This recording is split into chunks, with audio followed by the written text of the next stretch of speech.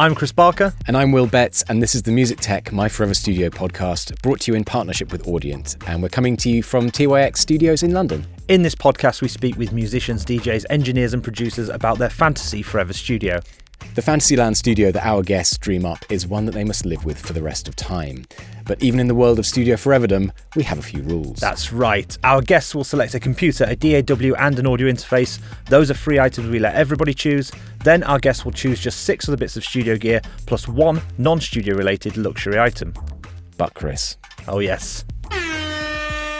No bundles! That's right, no bundles. Choosing something sold as a package of separate software or hardware as a single item is not allowed. Our guest this time is a Grammy-nominated DJ and producer who has been DJing since he was an actual child.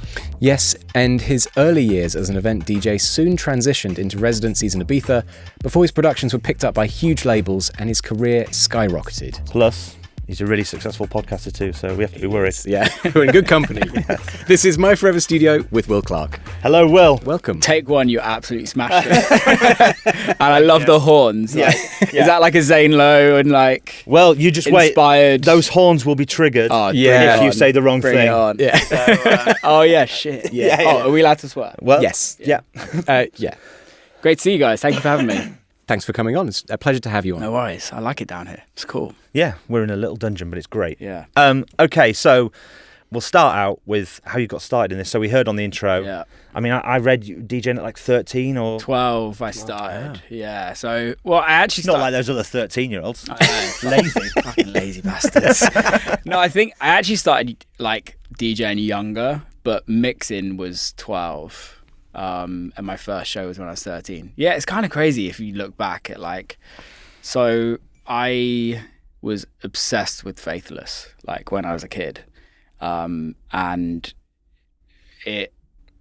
electronic music kind of just became part of my life.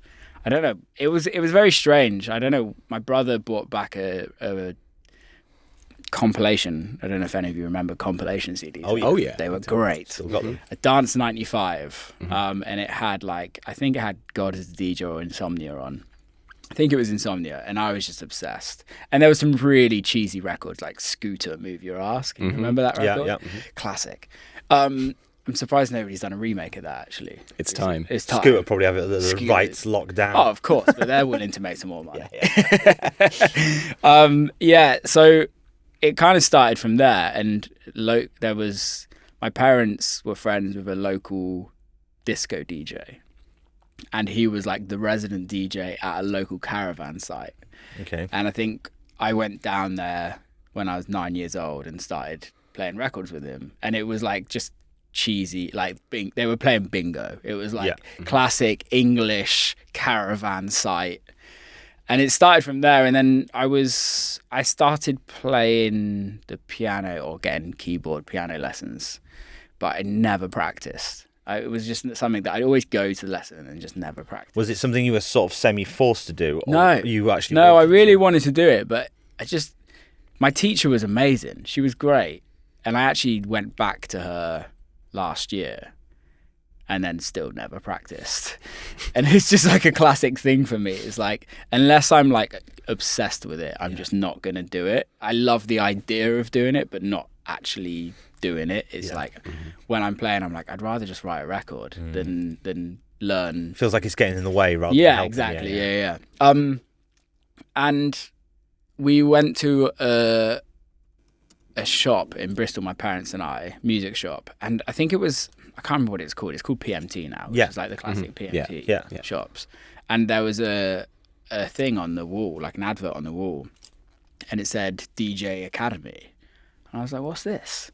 And Mum was like, oh, you should go. Like, you've like saved up some money, so like pay for it and go. And I was like, How old were you at this point? I was like, You already had 10 years in the game at this point. I was a bit late for an academy. I was 12. So I started the academy when I was 12. Okay, fair. Right. And this academy was, I don't know if you'd ever heard of it. It was a DJ academy that would tour around the UK. Yeah. So it would be in like Bristol on a Monday, Birmingham on a Tuesday, Manchester on a Wednesday. Run by Craig David. That's great. Nice. That was great. Yeah. Fist bump for that one. Fist bump for that one. A guy called Rich used to run it. Anyway, I went there, turned up on this first day. It was like this 12. My dad took me, if you know what I mean, and it was a DJ school in a club that they'd hire clubs out and bring a load of decks and then split everybody out into like intermediate, like average. This was the only way though. This was the only YouTube, way. There you didn't have it. There was no academic courses or the only courses that were on DJing was the DJ Cuba scratch DVDs. Yes, they were the only things that I can remember from back then. And those DVDs, I had one, and those DVDs were just iconic. Like that was kind of. There was a scratch DJ. There was a tutor. I can't remember his name on the DJ Academy, and he got me into like scratching it initially. So like I bought a STR 8150 and the Vestax pencil mixer, and I was literally just scratching. That was because I couldn't afford the second deck, so I'd be scratching and just practice every time. And I had a CD from like my disco days where I could play something and then scratch onto it. So I was in like obviously the like beginner part of this course, and it was a really interesting course because it wasn't just about how to mix, it was about how to promote yourself, how to put a night on. That's good. So it was a whole like artist mentorship. It wasn't about making music, because making music wasn't really a DJ thing. There were separate businesses, weren't they? It was completely different. But let's talk about that to the music making point, because did you feel like you hit a point in your DJ career where you knew you had to make music to take the DJ career further, or did you always want to make music? Because some DJs, like, do you think if you'd have been born 15 years earlier do you think you would have been more down the just pure DJ route? Or no. You would have always wanted to make music? I remember going to Australia on like a family trip when I was 11 or 12, and we had friends that had just moved to Singapore, and their son had EJ on their computer, and whilst he was at school, I'd just go on EJ all day. Yeah.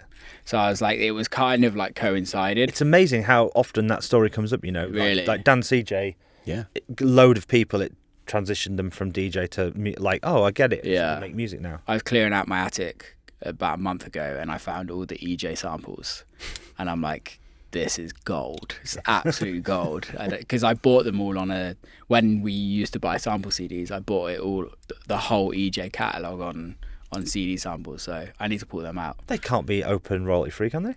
They must be.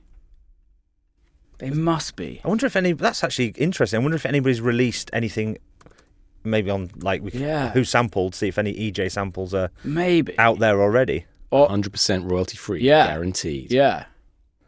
Whoa. I know.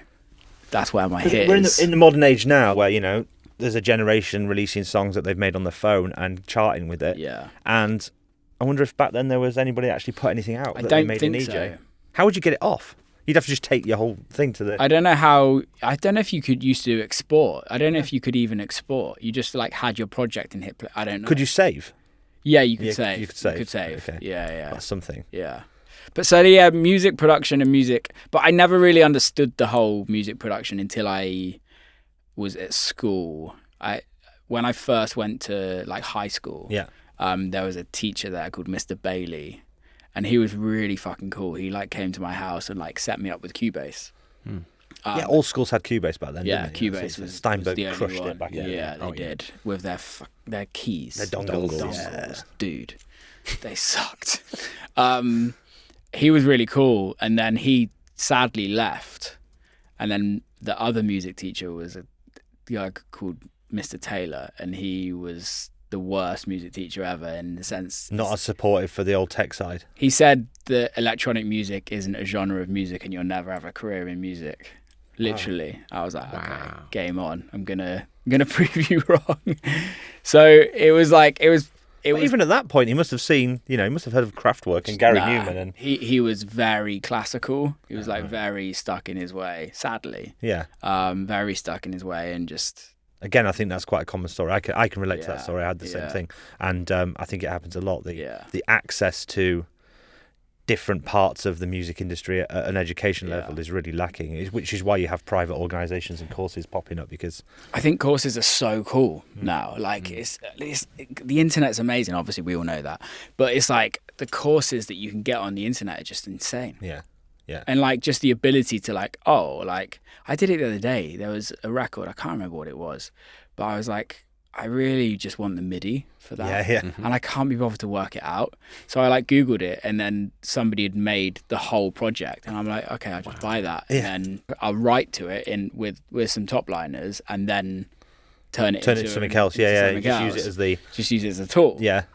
So yeah, it's really amazing. But going back to then, and then, the DJ Academy, it was like a 10-week course. And then at the end of that course, everyone gets together and puts a night on. And that was like the first night I played in a club. I actually found a picture of me playing there the other day. Like my parents had just moved house and they were digging out photos, and there was one. I was like, this is epic. Beardless. In fact, you probably met me beardless. Yeah, I did. Yeah. That was a long time ago. The beardless, yes. Yeah. Yeah. And pretty much the rest kind of was history. I used to buy my records in a place called Spin Central in Weston-super-Mare. And the Southwest, you guys know, but the Southwest back then we're talking early 2000s, very drum and bass, very hard. Still is, really. Yeah. It's like there's not really any house nights like. No, and it was very hardcore then, like happy hardcore, hard house as well, especially Western. So I rocked up in this Spin Central, and there's just like two guys that owned it. Gareth, legend, DJ Kickback, his name was. And I always asked him about house because I was always into house over hard stuff. I never was into drum and bass or anything at the time. And he was like, I couldn't really help. He couldn't really help with. He had like the house section. But it's amazing you didn't compromise on that, because a lot of people.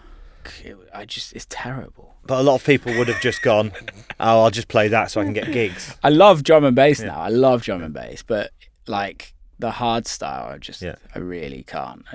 But I mean, just to get gigs as a kid, you could kind of like, it's hard to stay focused on what you want to do if like all the gigs, people say you can play, but you have to play open, or you have to play this, or you have to play, but I think back then, like club nights were different. Like you'd have a house room, you'd have a hard house room, you'd have a drum and bass room, you'd have a chill out room. So like it's only been maybe the last like 8 years where the industry's become so like stagnant of being long sets, one headliner, and a resident that plays for 6 hours. It's just not creative. It's like you go to, it's all packaged nicely. It's just like the supermarket, right? Everything's packaged really nicely. It's like the EU got into the music industry, right? It's just like, it's been like, you have to do this and you have to do that and you have to do this.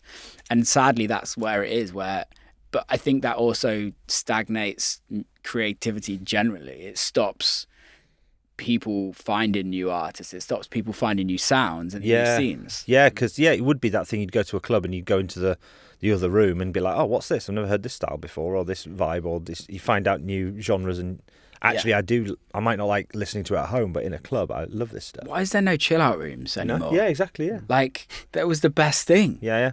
Like, this terraced space, like the upstairs terrace.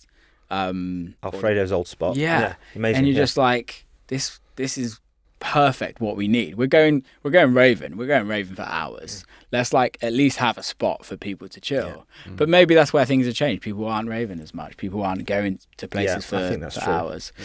But anyway, cut a long story short, at this record shop, I rocked up one day and there was a blonde-haired girl at the time, and her name was Miss Divine. And that turned into Sam Divine, who was the house lady at Spin Central. So I was buying records. I've known Sam since I was 13 years old. She booked me for a show in Weston-super-Mare, and then she got a residency at Hush in Ibiza, which was on the West End, like classic workers bar. And when I was 16, she asked me to go out. Well, I was actually 15 at the time when she asked me, but I turned 16 and she asked me to go play in Ibiza for her for a show. So I rock up 16 years old with my records, absolute shit in a brick, trying to like put the needle on the decks. And yeah, from that I was just absolutely hooked with Ibiza. At that time I was going to college, starting to go to college as well, and did music technology at college, and kind of each summer I would go back and forth to Ibiza. So those early days, I mean, we'll get to your studio in a second, but those early days started with Cubase then, I guess? And Cubase and Reason. Okay. Yeah, Reason was interesting. I could never get my head around it, but like it would be way easier if I opened it now. Yeah. But like, when you first start and you're like, oh, what is all of this? Yeah. But the synths were amazing in Reason. I loved that. Well, let's move on to we'll get back to a bit of tech as we move through this, I'm sure. But the first thing we always ask people when they're building their Fantasy Forever studio is where in the world would you put your studio if sky's the limit? Like, where would you put it? What would it look like? What would the vibe be? I think where I live in the UK now, like Somerset, it would definitely be there, but it would be in the middle of a field, looking out to the fields and no neighbours, like just literally middle of nowhere. Okay. There's something about, so I used to live in Detroit, and my studio in Detroit, I got an acoustician to come into the room and do whatever they do, realistically, make it sound dead as fuck. And he like boarded up all the windows, and sonically it sounded great, but vibe, it was just completely vibeless. Bit of a Guantanamo vibe. Yeah. And Detroit, no.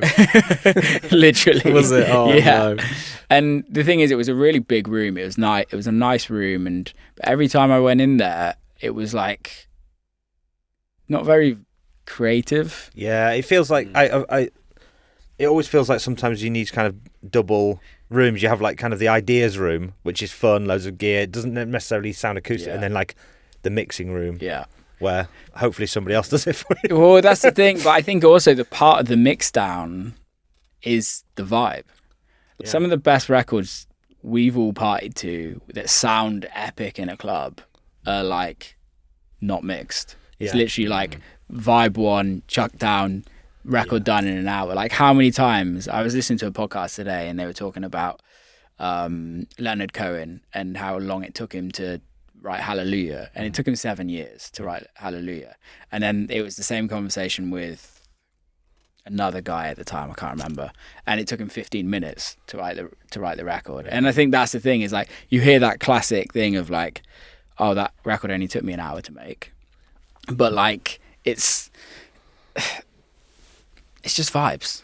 I think it depends how you work. Some people sort of mix as they go as well, and other people, have like create the track and then they go into like mixing mode. Would you say you mix as you go? You kind of like, so that's why that vibe thing's really important to you, I guess. Yeah, I think also like with technology nowadays, there's so many like cheats to mixing, and it doesn't make all the mix engineers out there are going to hate me for saying that, but it's like I can get an 80% sounding record to go and play in a set to get a vibe.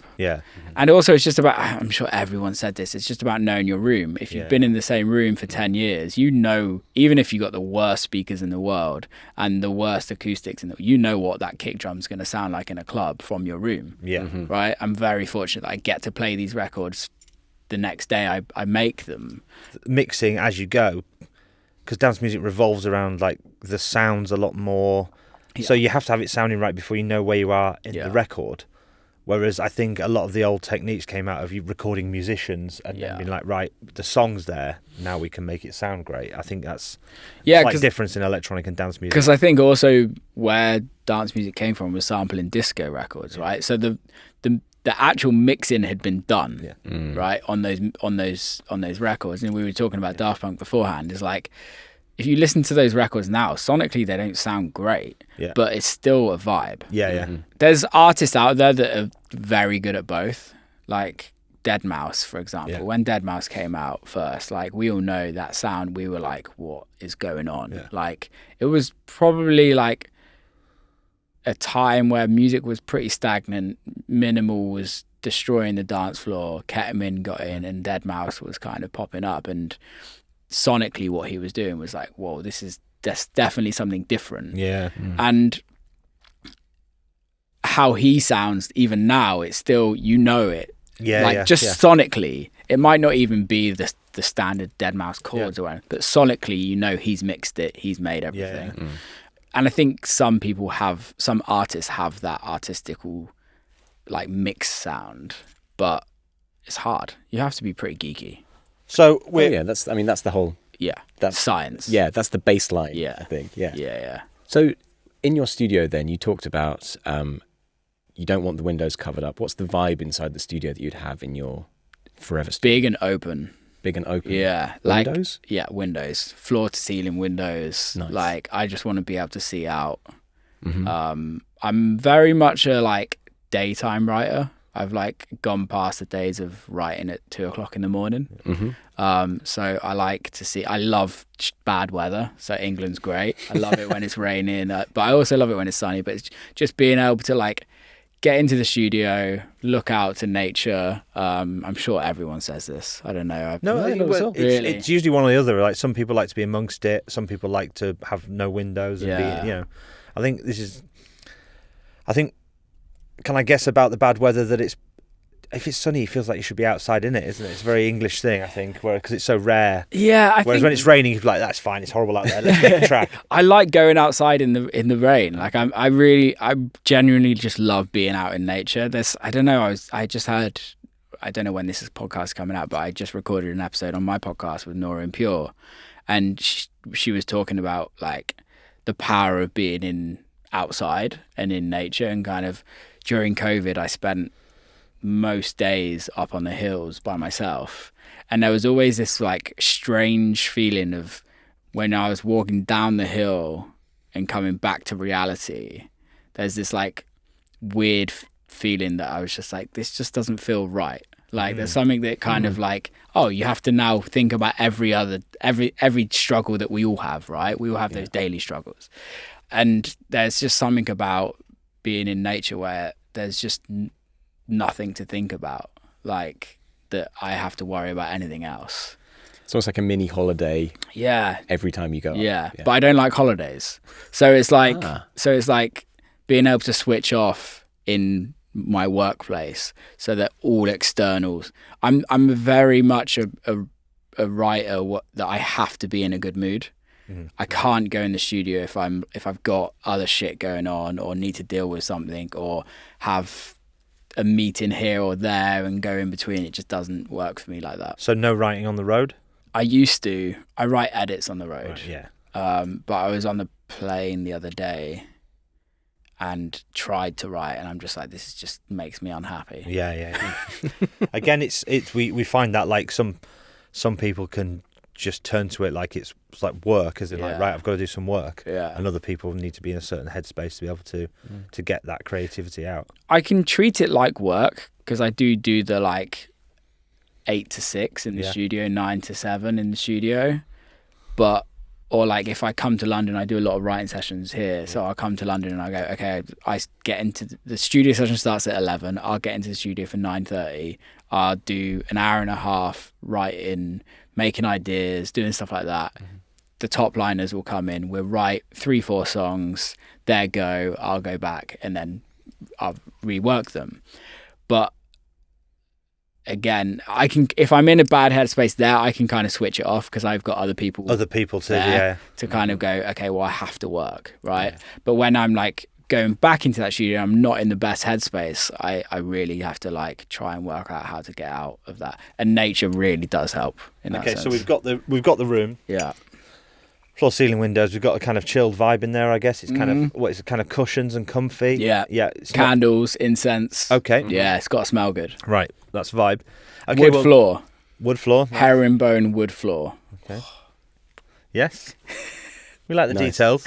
I love a herringbone. Yeah. Who doesn't? Yeah. It's got the sort of village hall vibe. Exactly. Yeah. Exactly. Posh village hall though. So let's get posh to village hall. Yeah. Let's get to the 3 free items.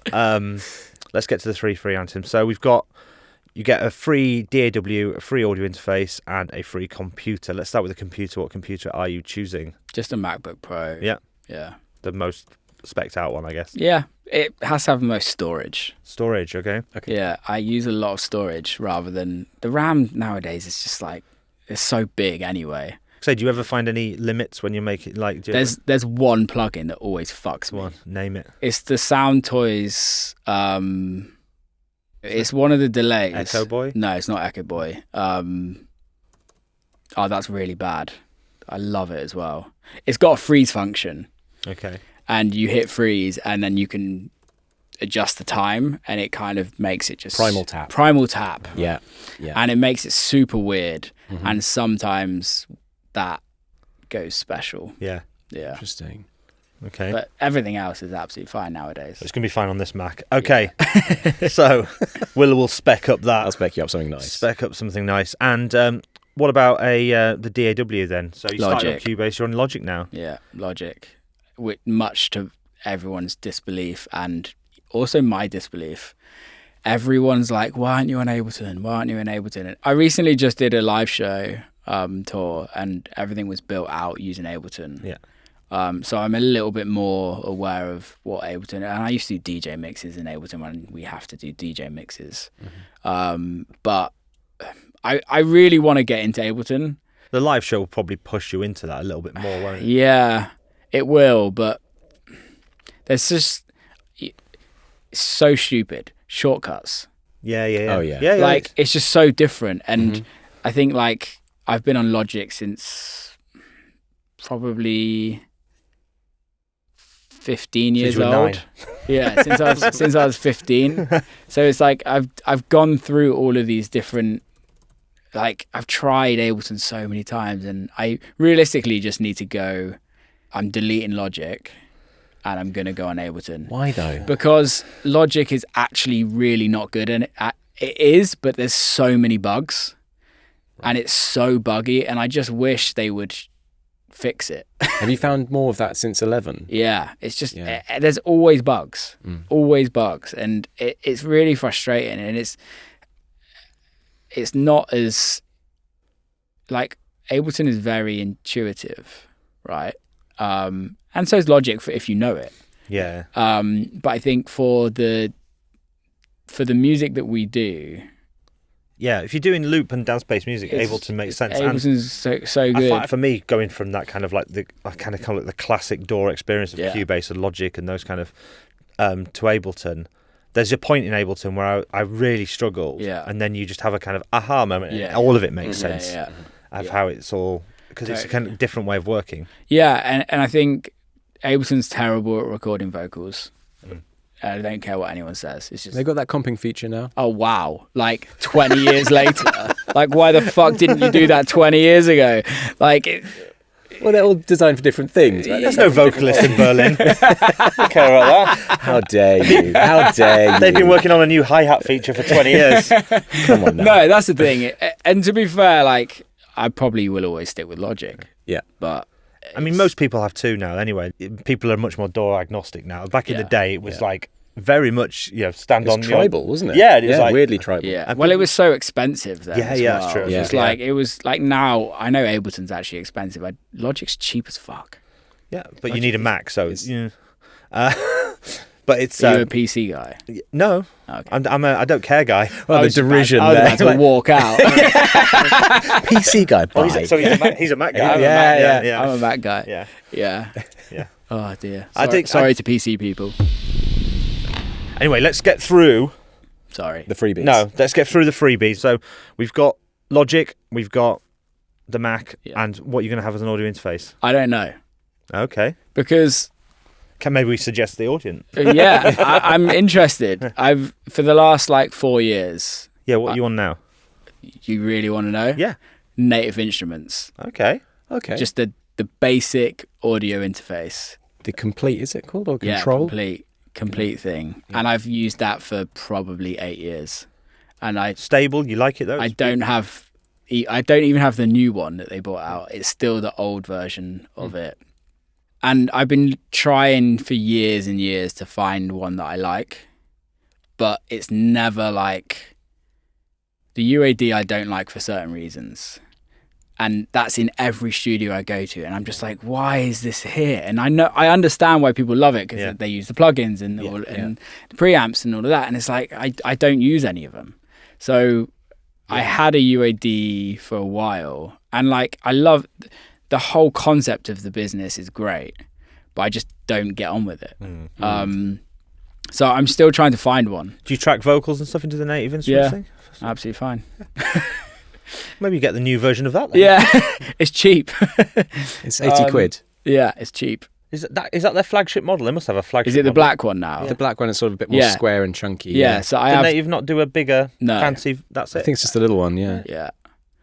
It's 80 quid now. That's gone down. Yeah. It's 100... 2-channel USB. I mean, this is your forever studio. This is Sky's the limit. If sky's the limit, I'd have an SSL desk with the audio interface. Is that a bundle? Is that a bundle? That's not a bundle. This is an audio interface. Yeah, I'm fighting this one. Yeah. Okay. I mean, there's definitely SSL interfaces. They have the SSL2 and the SSL12, and But the oh, are you talking about the little one that was at the Big Six? That Yeah, one? yeah. Okay, yeah, that is an audio interface Yeah. and a mixer in. Yeah. That's a smart. I know. Hack. Okay. Don't What's it give called? me that The bundle. Big Six. Big Six. They had one called the Six, and there's another one called the Big Six, I believe. I love we're fact checking right now. Yeah, Big Six, class compliant, Yeah. £1,900. 1900. Pretty cheap for for what you're getting. I've borrowed one of these off a mate a couple of years ago, and it's really good. Yeah. You get so much stuff in it. You Yeah. have the EQs, you have 4 preamps That's in a it. great leap from an 80 quid native instruments interface into the SSL desk. Might be good. Yeah, that's It's not a bundle though. I'm not getting bundles. No bundles. No No bundles. bundles. No. Winner. No, you survived the bundle. Right. Yeah. Well, should we lock that in? Lock in the Lock Big it in. Six. Lock yeah, it in. incredible. Okay. If anyone listening from SSL, hook me up. Yeah. Shout out. Or Audient. We can definitely say Audient if we... Well, I mean, this one has a lot of great features on it. I was talking to Will at the top, and like I asked him because every time I've used an Audient, it's been in a studio that uses UAD, and the UAD's failed. So they've just bought a small Audient in. Oh yeah. So I don't have any experience with Audient. So I asked him to tell me a bit more. They're just really solid. Yeah. I mean, like all class compliant. Just works. Yeah. That's why I love the native instruments. It's literally plug and play. Yeah. I don't need to install anything. And it's like, this is what I want. I want to just make music. I don't want to go into like the back end of the Apple Mac, because you used to have to, on the M3 with the UAD, you had to go into the back end of it, install take off the security, and you're just like, I don't want to do this. This is IT work, not music making. Yeah. Right. Well, that takes us on to the first of your actual items. Okay. So you know what you've got already. You've got the audio interface, the computer, and Logic. So first studio item, what's it going to be? My ADS7 AVP or AVP ADS7 drum machine.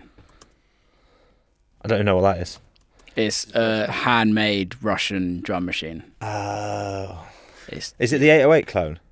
No. No. It's not a clone. Okay. It's like its own thing. Oh wow. Okay. Okay. This is, we'll put Unique. this up on the screen. The ADS7 Mark II. Tell us your story with it. So 2018, I think. I don't quote me on dates, but I think this is 2018. I saw a clip somewhere and I was like, what the hell is this? And this was during my leaving Dirty Bird to go and put my toes into techno. And I was like, I really want to change drums. I really want to have a specific sound of what my techno side sounds like. Mm-hmm. And I was like, what is that can help me get that? And I reached out to them and DM'd them, and they were like, yeah, we make these by hand. It's literally only a few get ordered, and we make a few and then they don't get sold again. So I actually I think I have the Mark 1. Mm-hmm. I think. The Mark II is now out. Yeah. So I ordered the Mark 1, and it just rocked up from Russia on my doorstep, and it's very easy to use.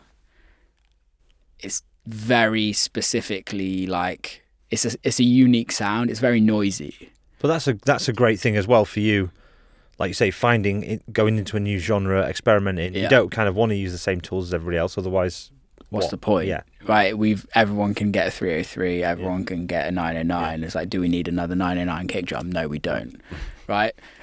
So for me, it's like, I still use it to this day. And predominantly for what? Hats. All of my hats. All of my shakers, a lot of my shakers, a lot of my really good noise generation and stuff on it. Just really noisy, and I like just twisting shit. Yeah, I'm not like a super nerdy synth guy of like knowing everything about synths, but I know what I need to know and like just get the job done. Because it's quite an intimidating interface. It looks Russian as fuck. Yeah, and there must be there's got to be 30, 40 rotaries on the front of it. Yeah, and a sequencer. So when you say it's noisy, do you mean it's just like there's buzzes? It's analog. It's like just classic analog. Like it's not a clean sound. But I'm not looking for a clean sound. I'm looking for something gritty. I'm looking for something to kind of just get textures into the record that you wouldn't get from a sample, right? Right. And you can see how many knobs there are on it. You can just twist away, yeah. Yeah. We've never had that one before as well, so that's great good. choice, yeah. That's good. So, item number 2. An original Buchla easel. Nice. Very nice. Like, I use that synth in a Arturia, the plugins. Yeah. And it's so fucking weird. Like, it's so weird. And I write quite a lot with a guy called Mitch Jones, who's an insane keys player. And every time we're looking for like inspiration, just pull up the Buchla and we're just like, let's just see what it does. Because you can literally like push a button and it never stops. Yeah. It will just keep going, and you can like, it's not like your generic synth of like, it's not like the ADSR. No, it's just weird. It's the West Coast style. I don't know what it is. I don't know. You guys probably know more about it than me, but it's like it's just weird. What was the synth that the Grateful Dead had? And that was a Buchla as well, and they used to drip LSD onto the controls. Yeah. That's when a guy who was restoring it, had like a 9-day trip. After 9 hours. 9 hours. 9 days sounds better. Well, no, he did it 9 hours, 9 days in a row. He was, that's good. I think he put gloves on after. Yeah. But that's a great choice. So yeah, West Coast style. So it's not subtractive. It's a bit more open and weird. Okay, you know more about it than me. I just know it makes weird shit. And what by design, talking? Right? Yeah. That's kind of the $5,000. It's about 4 or 5 grand. It's actually not that expensive. It's not crazy. Yeah. Like, I mean, it'll hold value as well. Oh yeah, those things. Yeah. That's a beautiful instrument. So have you played one? No. A physical one? No. Oh, okay. So you're going from digital to analog. Yeah. I've never even seen one. So what have you used it on, like track wise? Literally, most tracks on my album. Ah. Yeah. Okay. One that comes to mind, Holding On. Mm-hmm. Yeah.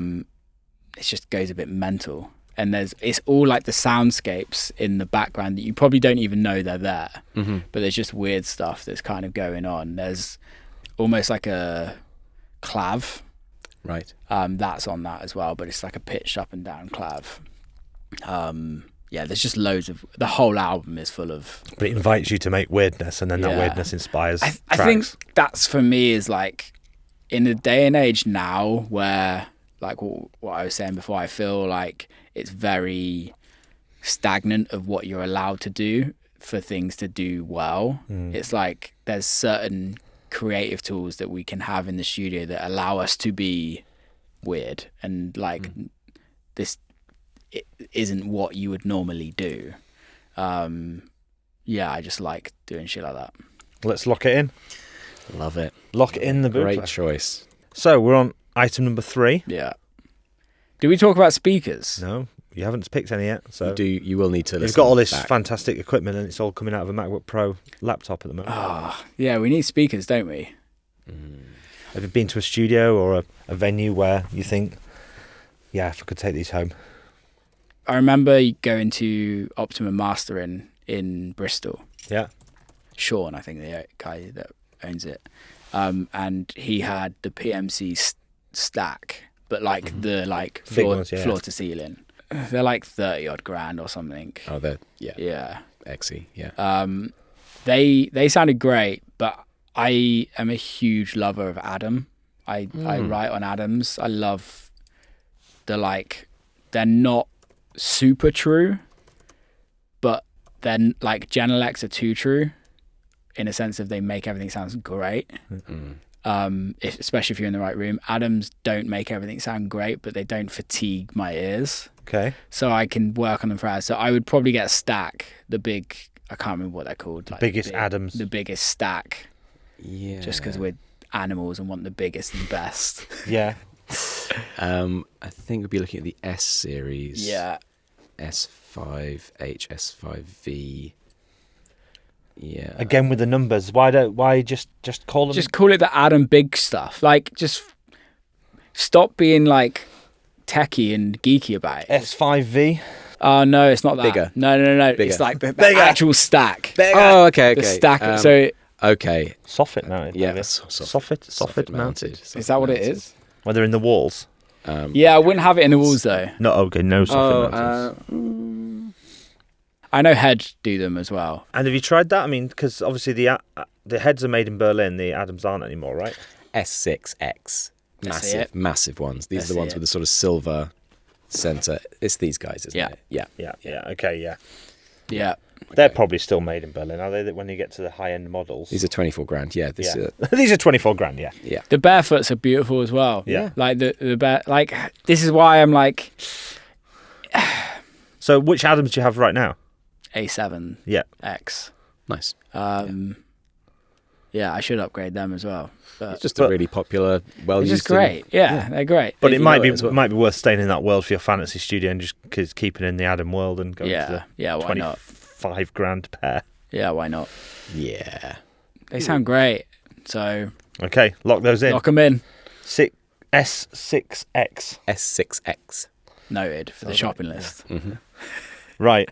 Let's go to what's the craziest, on speakers, what is the most absurd speakers you've heard? We had a full Atmos system one time that somebody chose, which was a bit of a cheat, honestly. We let it slide. Did you not bundle that? Because it was speakers, I feel like it's... If you want to do Atmos, it was somebody that did that. So if you want to do Atmos, it's your only option, really, isn't it? Yeah. I think... Was that BT, maybe? BT, I think it was, yeah. We've had people, like the huge soffit mounted stuff can go into hundreds of thousands and, you know... Oh, yeah, like Augsburgers and those sorts of things as well. Yeah. Where they're built into the walls and they come with this room. I mean, you couldn't do it in yours, you've got glass walls. Yeah. So you couldn't do it anyway. Nah. You're not in a glass cube, though. It's like... It's a building. So it's the desk, speakers, massive windows. Or like real world. Yeah. Like real world, like Devon Analog. Yeah. Nice. Okay. That type of vibe. Lovely. I was preferring the idea of just a glass box in a field, like an art installation. And like David Blaine in Somerset. and everyone just chucking hockey balls at us. Making all the traps. Seeing cows shit in the field next door. Hike, and you sleep there as well. Yeah. And it's all just open. You may never leave. Have you seen Arnold's? Yeah. Oliver Arnold's studio? No. So his is beautiful.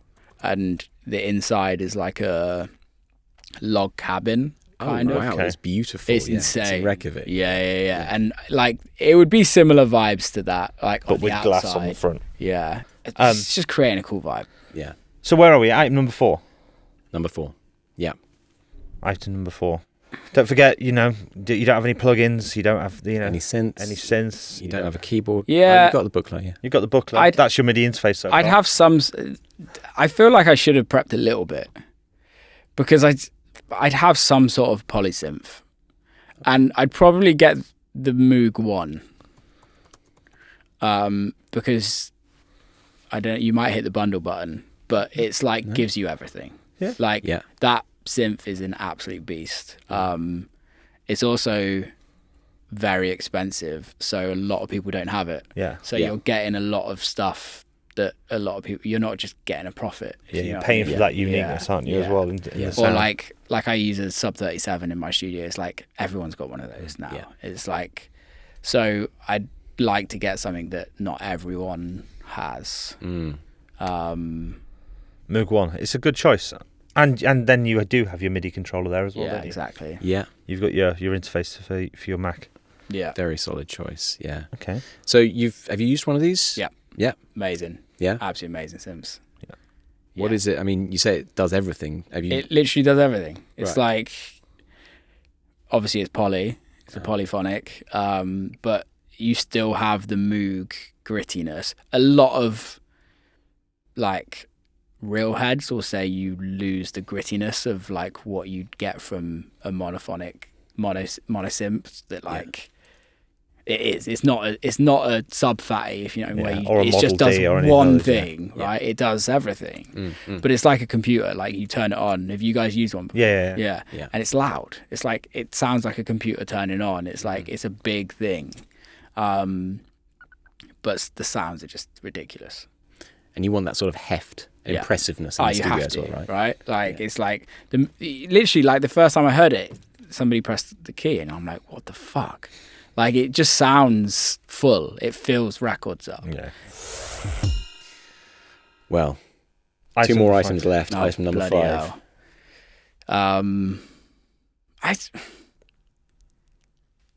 What more do we need? Ooh, punk. Hang on. You can't leave with 4. Do you not need a mic? Do you want on a mic? For a vocalist? Yeah, but like, the best vocals are always just a scratch, right? Like SM7B DB or something like that. Oh, the one with the built-in. The one with the built-in cloud lifter. Yeah. It's not like the best in the world, but nearly every single one of my records is recorded on one of those. So tell us about that then, because it sounds like you're recording in the room together. Yeah. So you is the more important thing than the vibe between you and the top liner? Totally. And I think it's like, you get artifacts in the recordings, which sometimes is really annoying. But with technology nowadays, you're like, okay, it is what it is. You can take those artifacts out, or sometimes leave them in. It's for me just trying to write the best record, not sonically the best record. Yeah. I've not had many records mixed by other people. Occasionally I get Andy from AMPM Audio. He masters all my records, and has done for years. But I used a guy called Cal. He's based out of the 360 Studios, to mix my album. And I was in the whole of the mixing process. We did like 2 days of just wired of just mixing the album, me sat in the back of the room and him kind of on the controls. And he's an amazing mixer. He does everybody. He's doing Ellie Goulding's album right now. He does like Stormzy. He's legit really good. But I think being in the room whilst mixing, it was like an interesting thing where understanding what he's doing, but also trying to keep the vibe of what the original record sounds like. And that's what a good mix engineer does. It's like, you're not actually doing much, you're just making it sound a little better. It's adding that 5% at the end. And that's the craziest part of the art is doing that. And I think for me is, when you're making the record, if you're trying too hard to make it sound good at the time, you just lose everything. And it's like, well, what are we doing? So the way I wrote the album, the way I write now a lot is I go into the studio, I'll write a disco song, and or I'll write like a ballad, or I'll write something that's just completely a rock song, right? And then I'll go back to my studio and just completely resample it and treat it like a sample. So I don't have to clear any samples, I don't have to worry about that, but I'm also getting original music. So if you look at all the records as house music producers we sample previously, they weren't perfect records.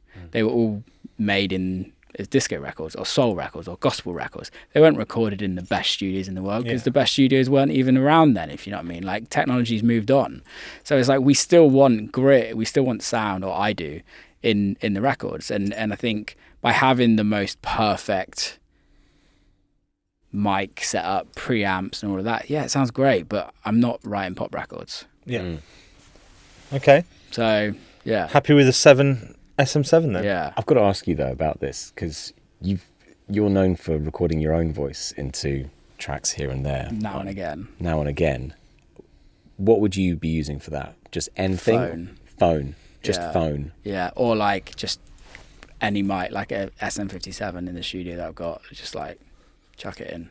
So you're not you don't need a U47 or anything to get those things you're going to grind not if up. I'm paying. We're not paying. Yeah, the sky's the limit. Man. Realistically, no. Okay. I'd love to say yes. I'd love to be like, I want this chain for my vocal chain. And I'm like, am I really going to, like, is it going to be a creative part of me, of the studios? No, it's not. Well, I mean, you might not want to waste one item on a mic at all then, but should we lock it in for now and see how you get on with the final item? I mean, you don't have any plugins yet. I mean, is there... Oh, you don't get plugins? Yeah, but Logic's got quite a lot. Yeah. You get what comes with Logic. And I'm not allowed bundles. No bundles. No bundles. Okay. I mean, we're not forcing you to have them if you don't want them, but it sounded like you said about the Primal Tap. Is that quite an important thing to have? I use the Echo Boy more. Right. Okay. I love Echo Boy. It's on everything. I use a lot of free stuff as well. Mm-hmm. There's still this. That's still... Is that still classed as an item? Yes, the items. Oh, fuck. Is the Ozone 11, is that a bundle? No. No, it's not. I'd use like Ozone. Yeah. You really wanted speed, didn't you? So you really wanted to press the air horn. I really did. Yeah. Okay. You've skirted the rule there. I'd use something like that. It's or like the God Particle. One of those like plugins, the Cradle Audio, God Particle, insane piece of kit. So's Ozone, like the new stuff that they're doing. And it's more so in a sense of it actually helps me get a record to a point of where I can hear it as loud as everything else. And I know there's limiters out there, but God Particle does something that I don't have a clue what it does. Same with the Ozone, right? It's like it does something that like I'm going to have to think so many and go through so many processes to get it to like this, that again, it goes back to that vibe. It's quick. It's like I can play this in an hour if I want. I'm going to say that, and that's important to you, isn't it? Getting something to a stage where you can play it in a club and see a reaction. Or just finish it. Yeah. It's like, right. It's like, I really dislike spending months and months on a record. It just loses it for me. If I have an idea, I can finish it. Like, let's say for instance, yesterday morning, I started a record a while ago. It was just a vibe. I went into the studio yesterday and I was like, okay, I'm giving myself an hour and a half to finish it. Whether it's going to be a good record at the end of it, so do you ditch a lot of material? Yeah, a lot. So you've got like a Prince-style vault? Yeah, there's a lot. You don't just delete projects? No. Okay. No. Because I feel like that's an unhinged move. There's a lot of like EJ, no save. No save. Wow. I do think that would be really cool though. Well, that was Sars said that, didn't he? That he, when he was making beats early on, didn't have a version that you could save on, so it's just remaking beats every single time. That's cool. It's like you have to finish it, or that's it. Yeah. I think that is. I get asked, obviously, with the podcast. There's a lot of like new producers that are kind of listening and new DJs, and a lot of what they ask for is like. A lot of the struggles is like finishing projects. Yeah. Well, there's whole courses on that. It seems to be one of the trending YouTube like sells on when you see on socials. Yeah. I'm going to teach you how to finish records. Yeah. Is that because you don't finish records? Because I'm the same. I get served the same material. Maybe there's a whole other. Yeah, they know. They know as well. They know the algorithm is. It's that and burger joints. That's it. That's why I'm not finishing records. No, yeah, and I think that is the issue. Is that like we can all make a 16-bar loop sound great. But can you make it into a great record? Yeah. Some 16-bar loops aren't going to be a great record. Yeah. And you've got to accept that. So it's unless you're Thomas Bangalter, that's it. Yeah, but I'm sure out of the great ones that he's done, he's got 100,000 others that are shit. But it is back to that. That's why EJ and things were a game, because you get the loops, but it's like, can you make a track? Exactly. And that's the game. And that is it. But just back to ozone and God particle then. So for people who don't know the God particle, tell us what it does. I don't know.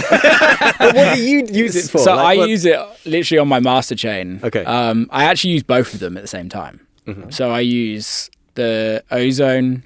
I used to use the God particle, then the ozone. Now I use the ozone to kind of get a really bit of a cleaner mix ready. And then I I keep the limiter on the ozone, but put it down so it's literally just not doing anything. Okay. And then put the God particle on and just use the limiter on that. And that kind of gives you the life and the sparkle and all of that. It just, God particle. have you used it? I haven't used God particle, no. I've used ozone for years, but never God particle. So God particle, I guess it does a bit of compression, a bit of EQ, and a bit of limiting, right? But in its own unique way, and you can add more or less of it. And I literally don't generally touch the settings. I literally just plug it on and just go, okay, sweet, this works. It's pretty game changing. And how did you discover it? Some like Instagram ad, and then like I'd go into studio sessions with people and they'd be like, "Oh, have you got the God particle?" And I'm like, "No, what?" So like everyone's telling me. Mine would say Finish Records, and yours like, "Your records are finished. You need this. You need God. Okay. Find God." Like it. Yeah, I just bought it. It's not that expensive, I don't think. It's $120. Yeah, it's really not that expensive in a grand scheme of things. If you use it on every record, it's worth it. Well, if you use it on one record, it's all right for that, right? Yeah. Well, maybe not in streaming terms, but you need 100 million streams to pay that back. But good. But yeah, like it's amazing. But ozone, I was very fortunate. The guys sent me that, and I've had some of the guys from Ozone on my podcast as well. Or from Isotope. And there is what they do is amazing as well. I love it. Absolutely love it. So which is it going to be? Or are you going to get rid of your microphone and have both? No. Ozone or God particle? Ozone 11. Okay. Lock it in. I'll give you advanced. Oh, thanks, mate. You're welcome. Yeah. Well, okay. Well, before we get to the luxury item, we'll have to do a little rundown of everything you select so you can imagine it and see if there's any changes before we get to the luxury item. Okay, Will, do you want to take us through the other Will's choices? We're in Somerset, in the middle of a field, looking out over nature. You have floor-to-ceiling windows, so you can This is so sexy. This is so sexy. It's like an M&S ad, yeah, isn't literally. it? Floor-to-ceiling windows, so you can absorb the rain. You have no neighbours. You have candles and a herringbone floor. Keep talking dirty to me. Your free items. You have a MacBook Pro with 8 terabytes storage. Oh, pricey. Your interface is the SSL Big 6. Your DAW is Logic Pro 11. And for your items, you have chosen item number 1 is the AVP ADS7 drum machine. For a synth, you have the Buchla easel, a fine choice. For monitors, you have the Adam S6X. Soffit mounted or no? Nah. Another synth, your polysynth, you have the Moog 1. For a mic, you have the Shure SM7DB. And your final item for mastering is Ozone 11 Advanced. Yep. How does that work? It works. Do you know there's one thing that's sticking out, and it's the speakers. Okay. I still want a floor stack. Okay. Do you want the PMCs? Yeah, I think I want the PMCs. I think I want the PMCs. Nice. Okay, so that's their biggest ones. That's BB6 XBD-A are the... These model numbers, it's the worst thing. It's your pet peeve. It is my pet peeve. It's gone throughout every episode of the podcast. I know this, but like, look at that one. Read that one out. Second one. MB2SXBD. No, the one after that. This is the IB2SXBD-A and then Roman numeral 2, but italicized. How much are they? I think if you have to ask, then... Enough. Yeah. Enough. Yeah. They will be made to order, right? Pretty much. I don't know, actually. I've only ever seen them at trade shows and in very, very high-end studios. They're beautiful. So we're just going to swap those out with the Adams? Yeah, sorry, okay. I love Adam, but yeah. I need a floor stack. Floor stack. Yeah, good choice. Yeah. Good choice. And then you've got more of a sort of... More of a space. It's like they sit on the floor in their own little way, whereas the wide speakers, they take up the view.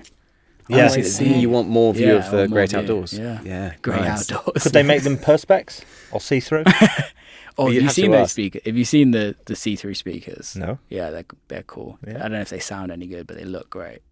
You can put a special request in for Adam to make them see-through. PMC. Yeah. PMC, sorry. Yeah. Keep up, Chris. Just add a few grand on. Yeah, it should be fine. Let's lock those in. Okay. So locked. We're swapping those out. Okay. Now, final thing is a luxury item, which isn't a bit of studio kit. Yeah. So something else you would love in your studio, or maybe that you've taken from studio to studio, or because you lived in Detroit for a bit as well. Like, have you got anything that you've taken along the way? No. All right. Is it then? Luxury item. What can you like? Dream a dream, mate. Dream a dream. Whatever you fancy. Can it be like a sauna? Yeah, that's can be a great sauna. shout. Yeah, lovely. Yeah. Can it be like? Am I allowed a bundle item? Don't know. Ask, try, and see what happens. He just wants to press the button. Maybe I do. Yeah. It would be like, I know I'm not allowed this, but it would be like a gym, sauna, like a health club. Yeah, a whole health club. Pretty much. Yeah. Yeah. Based on any health clubs you've been to? No. Custom. Okay. Or but like. We're then getting into bundles. Like for me, it's like, how can I make this like the place that I just want to go and enjoy, and I can be there for as much. So it'd be like a really nice outside kitchen, where I can like cook like in nature on like fire, and then go make music. And sauna. Yeah. And swim. Yeah. Gym. Okay. It's just paradise. This sounds beautiful. Pick maybe one part of that, and we the can kitchen. The outdoor kitchen. Yeah. Is it covered? Is it like... Yeah, it's covered, but it's not got a front. Okay. Beautiful. Yeah. So you're cooking outside, but yeah. Joy of cooking? Do you love cooking? Love cooking. Yeah? Yeah, I love cooking. Okay. Yeah. What you making in this outdoor kitchen? Steaks and pizza. Oh, pizza oven. I see you have a wood-fired? Wood-fired. With one of those giant paddles? Yeah. Oh, yeah, of course. Yeah. Yeah, okay. Definitely. Okay. That's pretty cool. And if music fails, I just set up a restaurant. Yeah. Bring people to the field. Right. Destination restaurant. Airbnb. No neighbours. That actually sounds great. That's always been a dream of mine, though.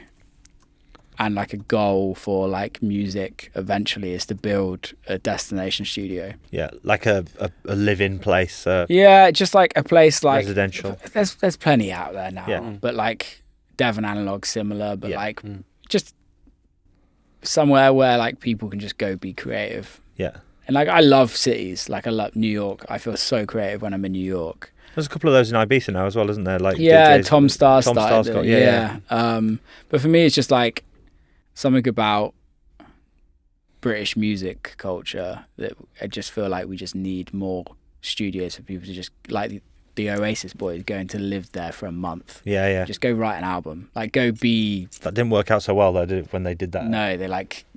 Well, I think they wrote the album, didn't they? I think. And then they split up. But I think it was a nightmare. Didn't they have to move studios and at some point? Yeah, like one of them smashed one of them over the head with a fire extinguisher or something like that.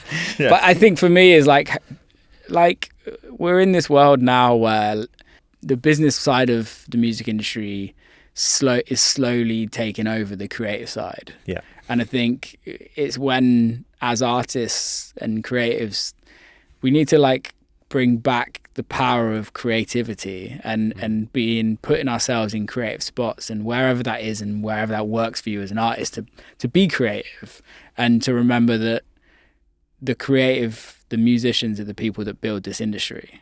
And if there wasn't the musicians and the creative people, there wouldn't be an industry. And I think that's the thing for me is like allowing people to be artists again. And that's what I would love to create for a space.